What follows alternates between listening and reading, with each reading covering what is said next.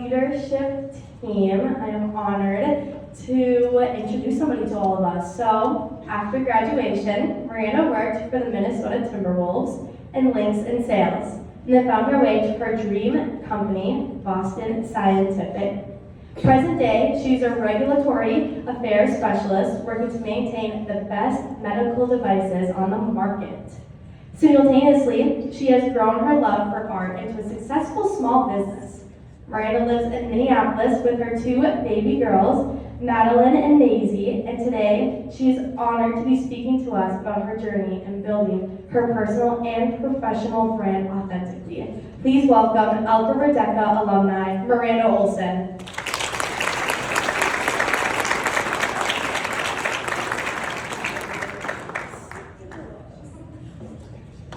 All right, hello.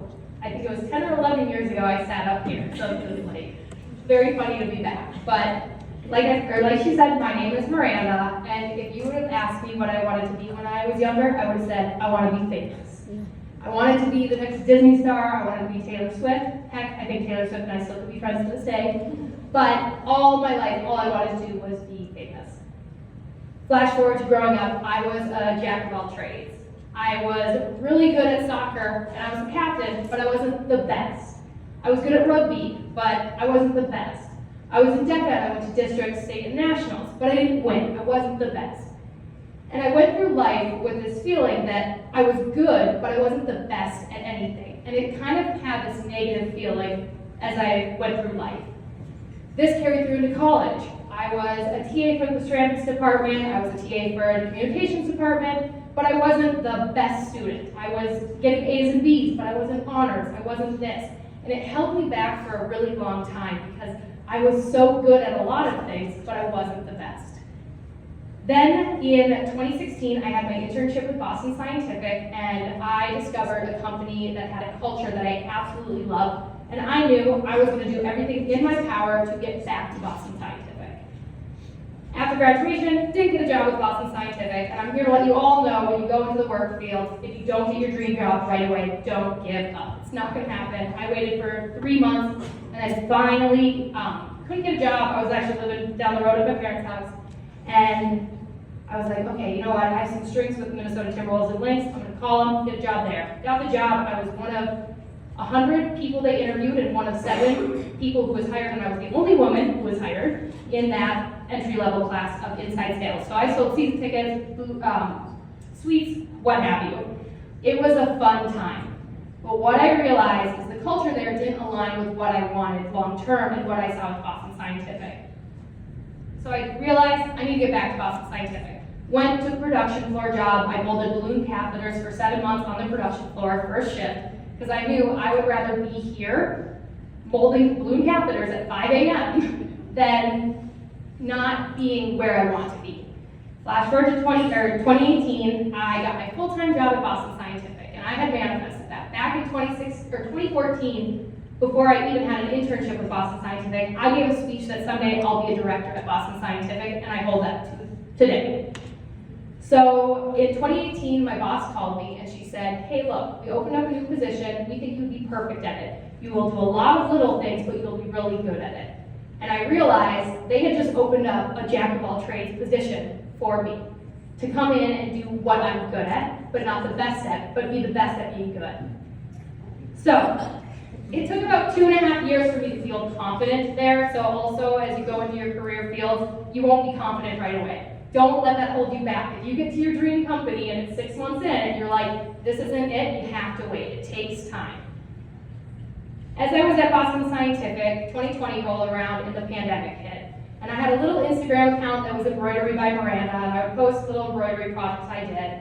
But then COVID hit and I was bored out of my mind sitting at home with COVID, so I did what a lot of people did in 2020 and decided I'm gonna start a small business. I ordered all the supplies, got them to my house, and 2 days later I was like, okay, I'm gonna make polymer plate earrings and I'm gonna start selling them. And I did. I did this hard launch. A big perk is my best friend is a graphic designer, so I said, maybe we're launching Crafty Mama Mir, this is what we're gonna do. And so I started selling on Instagram and I started making more money than I really thought this little hobby was gonna turn into. And slowly but surely, the orders stopped being people I knew and started being strangers on the internet. And I was like, why are these people in Pennsylvania buying things from me? They don't know me. But what I realized is the power of the internet and how much you can connect with people authentically. End of 2022, I had 4 Instagram accounts. I had Crafty Mama Mir, which was earrings, Mocktails with Miranda, because I have been sober for almost 7 years now, Essential Oils with Miranda, and then my personal account. And I realized I can't keep diving into all 4 of these avenues. I just need to rebrand and be me. So at the end of 2022, I said, okay, I'm not going to post on all 4 channels. I'm going to start over. And I decided I'm going to post and be my authentic self. And one of my 2 biggest values is authenticity and power. And I watched every TikTok guru say how to blow up on social media, how to grow business, etc. And I realized what I had to do was put my face out there.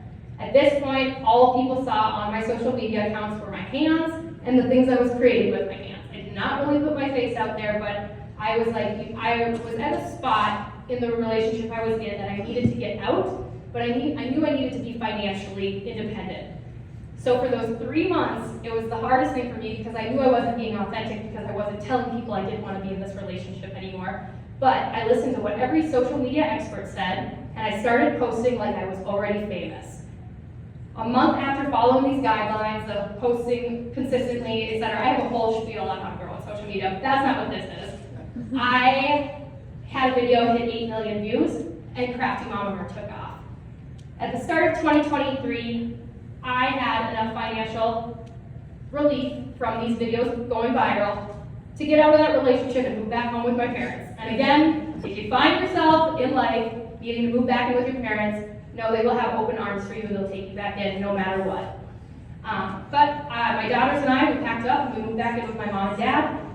And in a manic state, I was like, we're rebranding everything. I've spent the past years being this person that I felt like I was almost my authentic self, but I wasn't all the way there. I got rid of every beige colored clothes I had. I got rid of anything that was bland and neutral, and I was like, we're doing this. It's gonna be pastel. We're jumping all in. So after 2 weeks sitting at home in my parents' house, which if you know me, I don't think I stayed in one spot for more than 2 days in a row in my life. So for me to sit at home for 2 weeks, I was not in the best state, to be honest. But my cousin came and picked me up and she said, we're going to Joann's. We're gonna go to the craft store, I'm taking you out. So we go to Joann's and I sat there and I laid out all this yarn in the aisle. And I'm like, I'm going to make this giant king-size blanket and I'm gonna manifest that by the time I finish this blanket, everything's gonna be okay. And I was in a manic mode and I was like, the future is pastel, the future is pastel. And my cousin's like, are you really gonna buy 16 pounds of yarn? I'm like, yup, we're gonna go home and crochet a blanket. Normally, to crochet a king-size blanket, it takes about 8 months.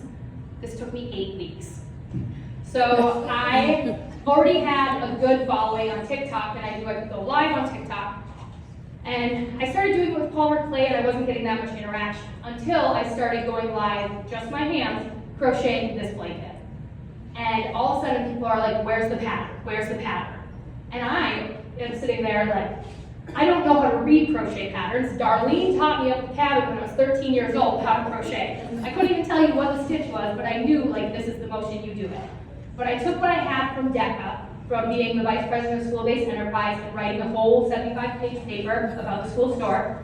I took what I had from Boston Scientific, working in regulatory writing about medical devices, and I sat there and I said, people on the internet are asking for a pattern. I'm gonna make a pattern, and it's not gonna be a typical pattern because I don't know how to read patterns. So I sat down and I said, okay, if I had to teach someone start to finish how to do this, how would I do it? I said, here are the supplies, here are the stitches, here's the amount to do, here's how much yarn to buy, here's a link to my YouTube channel because I'll just show you. And the next week, I was live and people said, where's the pattern? And I said, the pattern's available on my website. And I made $700 that live from selling crochet patterns that were digital downloads that I had to do nothing, that were directly sent to them as they purchased. So I didn't have to do anything. I wasn't running to USPS to mail out things. I didn't have to do anything. And I realized this is it. This is what I've been waiting for. So finished that blanket in 8 weeks' time. And I was like, well, I owe my dad a blanket. He's been asking for a blanket for 18 years now. I gotta make him a blanket. And And I made another pattern and it kept selling. And I was like, I'll just keep making patterns until people stop buying them. And through this, I started sharing my journey of what I was going through, what it's like to be a single mom, what it's like to grow a business, what it's like to be a working professional, single mom, small business owner. I have a lot of titles. Like I said, I'm not the best, but I can do a lot. And as I shared this journey, I realized the reason my company was growing so much is because I was putting my authentic self out there. Again, parents, kids, I'm not telling you to put every single detail of your life out there, but I put out there what I felt comfortable, and I put out there what I had seen other women put out there that brought me to a spot to be finally free financially, relationship-wise, etc. So I started realizing, though, I created this brand, and the future was pastel, and people were saying it to me. And all of a sudden, 90% of the orders that were coming through were strangers. People were buying my sweatshirt with my name on it all around the country, wearing my name. I'm like, this is starting to get strange. But it was the most humbling thing to realize when I put myself out there, that's when my business really took off. Circling back to building your own brand. In life, everyone has a brand. Whether you think you do or you think you don't, you do. And you have the power to create your brand. So for me, I knew I was bubbly, energetic, I was reliable, I was fun, and then like the color scheme of it all as well. But I started asking people like on my stories, like, when you think about me, what animal do you think of? When you think about me, like, what food do you associate it to? And it was like cookies and sprinkles and muffins and cupcakes. And I'm like, great, I am on brand. Even today, I was in the office and an engineer stopped me. He's like, those boots are happening. You must be happy today. I'm like, yeah, Rob, these are my boots. But as I go through now with my brand, I know that what I post on social media, my boss is going to see, my mom's going to be the first one to see, my friends are going to see, everyone I know is out there to see. But the thing about putting yourself out there authentically and having a brand is that you can carry it through from professional to business to personal life. And I work with so many people who follow me on social media, and sometimes people try to tell on me, but I'm like, my boss knows, like, it's okay. But as you kind of go through life, check yourself on your brand, because you will always have one. Even if, for the parents in the room and the children, you have a brand, and you have all the control on what you want people to associate you with. Flash forward, a really good book I recommend if you're looking for something to read is Dare to Lead by Brene Brown. She has a whole list of values in there. And when you can find that your values align with your brand and align with you, that's when you're going to find happiness. It's why the Timberwolves didn't work for me, because it wasn't aligning with my values. It's why Boston Scientific does work for me, because I get to be me. I don't have to choose to be creative or have a career. And so I'll kind of leave you with this. Go home and talk to the people you know, either your friends, your loved ones, partners, parents, children, etc. And ask them, when you think of me, what do you think of? And if the answer you hear is not something you like, no, you have the power to change that. And as long as you're changing and you're living within your brand, anything is possible. At the end of 2023, I ended up doing $62,000 in sales with crochet patterns and continue to grow to this day. And for the young ladies in the room, I just want to say, specifically young ladies, guys too, but young ladies in general, I made $62,000 wearing a crew neck and sweatpants. And the world is going to tell you sex sells. And you can go out into the world, but other things that sell is authenticity and you and your brand. You don't have to change who you are. You might have to regroup where your brand is, but things that also sell are entertainment, value, and education. So I'll leave you with this. Go out, discover your brand, rework your brand if you don't like it, and the future is pastel. Thank you.